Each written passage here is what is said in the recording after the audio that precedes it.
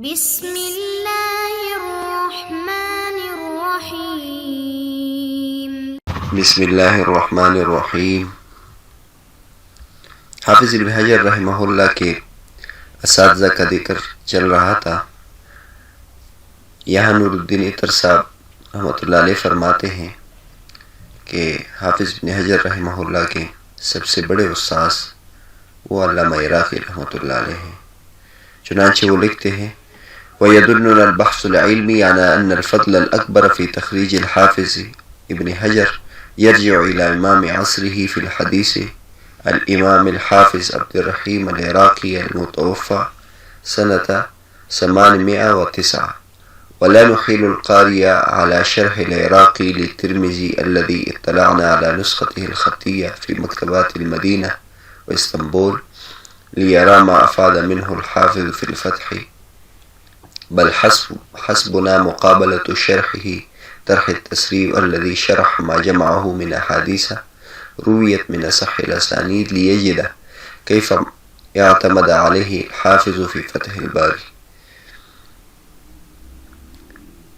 فرماتے ہیں حافظ ابن حجر رحمۃ اللہ علیہ کو اس مقام تک پہنچانے میں جس شخصیت نے سب سے بڑا کردار ادا کیا وہ علامہ عراقی رحمۃ اللہ علیہ ہیں۔ علامہ عراقی رحمۃ اللہ علیہ کی وفات 806 ہجری ہے۔ اس وقت حافظ ابن حجر رحمہ اللہ کی عمر 33 سال تھی۔ حافظ ابن حجر رحمۃ اللہ علیہ نے 10 سال ان سے استفادہ کیا تھا۔ علامہ عراقی رحمۃ اللہ علیہ کی اصول حدیث پر کئی کتابیں ہیں۔ ان سے استفادے کے علاوہ حافظ ابن حجر رحمۃ اللہ علیہ نے فتح الباری میں علامہ عراقی رحمۃ اللہ علیہ کی شرح ترمذی سے بہت استفادہ کیا ہے۔ ان کی یہ شرح اگر چھپ جائے تب پتہ چل جائے گا کہ کتنا اس سے استفادہ کیا ہے۔ بلکہ علامہ عراقی رحمۃ اللہ کی کتاب طرح التسریب کے مطالعے سے بھی یہ بات بخوبی معلوم ہوتی ہے کہ حافظ ابن حجر رحمۃ اللہ علیہ نے اس پر کس قدر اعتماد کیا ہے۔ طرح التسریب کتاب اس کا مختصر تعارف کیا جاتا ہے۔ آگے ایک بحث آ جائے گی اصح الاسانید، جن اسانید پر اصح الاسانید کا اطلاق ہوا ہے۔ علامہ عراقی رحمۃ اللہ علیہ نے ایسے اسانید سے مروی 16 سلسلے اسانید کی احادیث کو اپنی کتاب تقریب الاسانید میں جمع کیا اور پھر خود اس کی شرح بھی لکھی طرح التسریب۔ لیکن شرح مکمل کرنے سے پہلے ان کا انتقال ہوا، پھر ان کے بیٹے ابو زرع عراقی رحمۃ اللہ علیہ نے اس کی تکمیل کی ہے۔ یہ کتاب علمی فوائد سے مالا مال ہے۔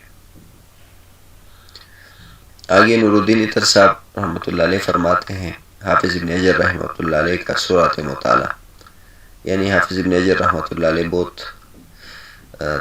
مطالعہ ان کا بہت تیز تھا۔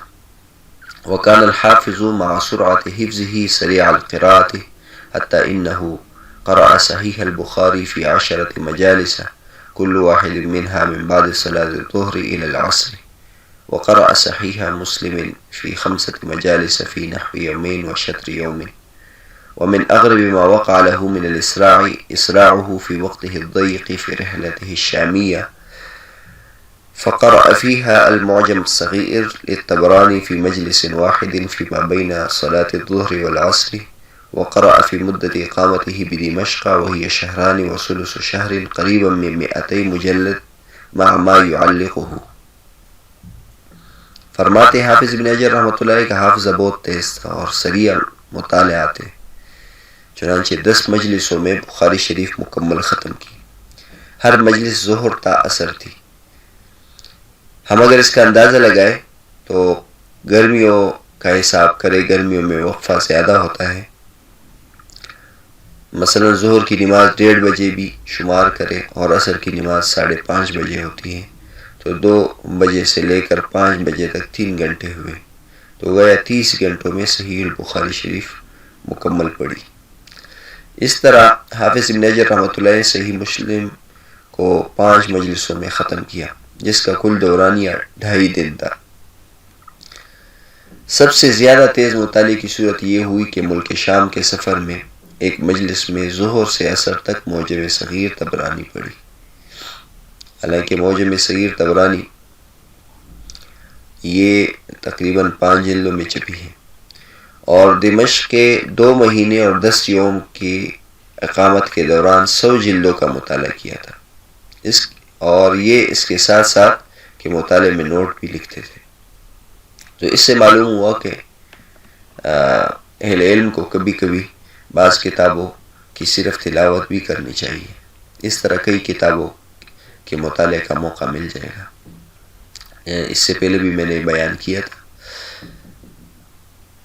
الحمدللہ بندہ نے بھی اس طرح کئی کتابوں کا مطالعہ کیا ہے۔ ایک مرتبہ ایک مجلس میں امام بیہقی رحمۃ اللہ علیہ کی الزہد کتاب ہے، ایک مجلس میں اس کا مطالعہ کیا۔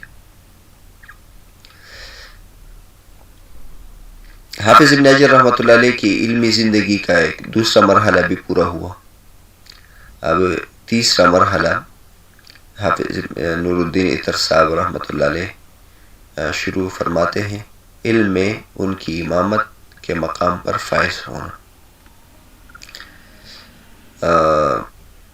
فرماتے ہیں وَيَرْجِعُ ذَلِكَ إِلَىٰ عَصْرٍ مُبَكِّرٍ نَسْتَطِيعُ أَن نُحَدِّدَهُ بِحَوَالِي سَنَةَ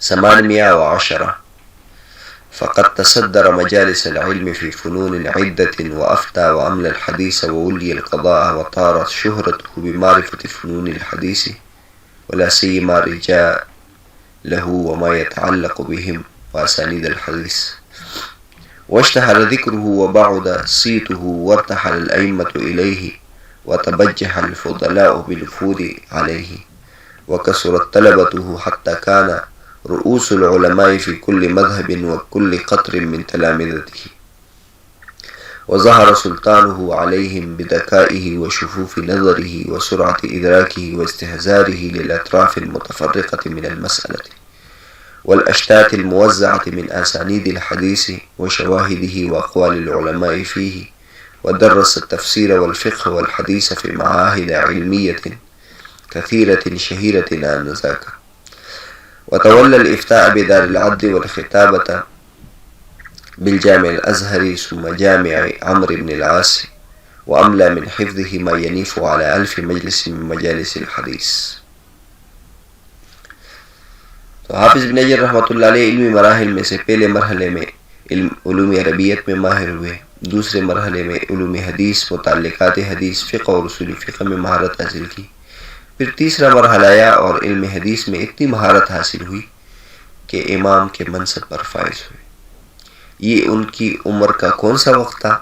اندازہ یہ ہوتا ہے کہ یہ 810 ہجری کا دور تھا، ان کی عمر 37 سال تھی۔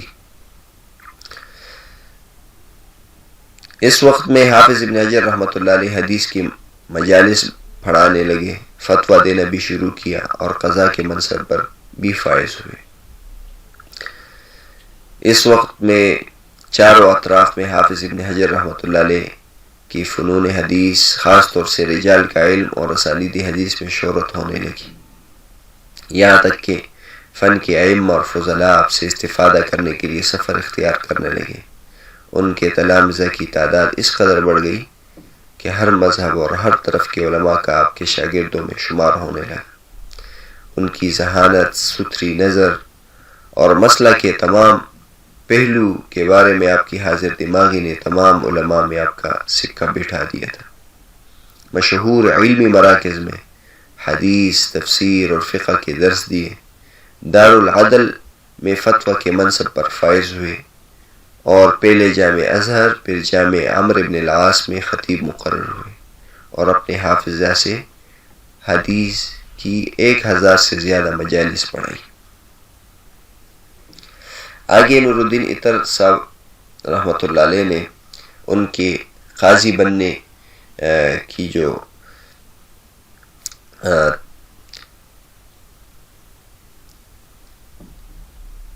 روداد ہے وہ تفصیل سے بیان کی ہے۔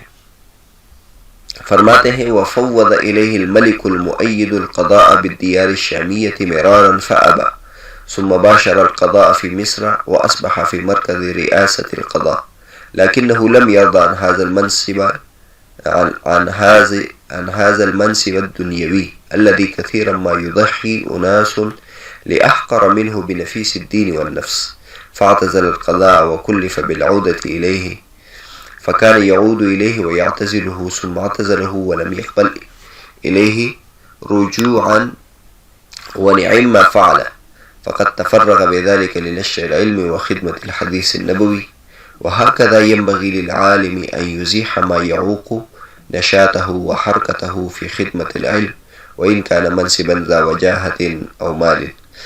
وتبلغ المدة لولايات الحافظ ابن حجر القضاء واعتزالها فيما بين تلك المرات 20 سنة كما ذكره الحافظ السخاوي.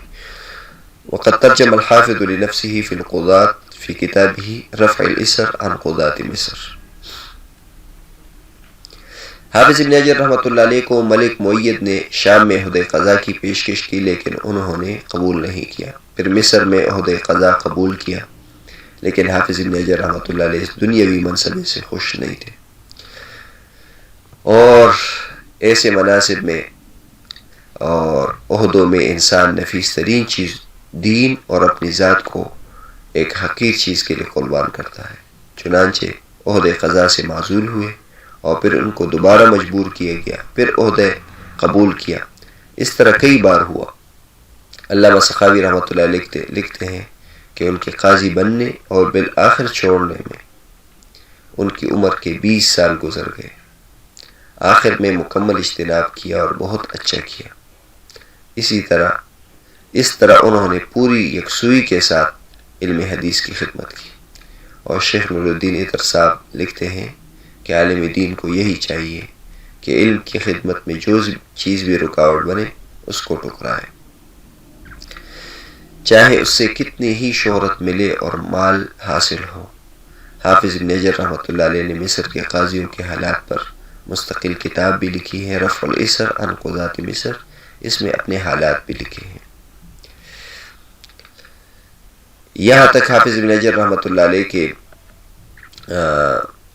شیوخ اساتذہ اور امامت کے مقام پر فائز ہونا اور ان کی شہرت اس کا تذکرہ ہو گیا. آگے حافظ ابن حجر رحمۃ اللہ علیہ کی علمی کتابوں کے بارے میں تفصیل سے بیان کریں گے.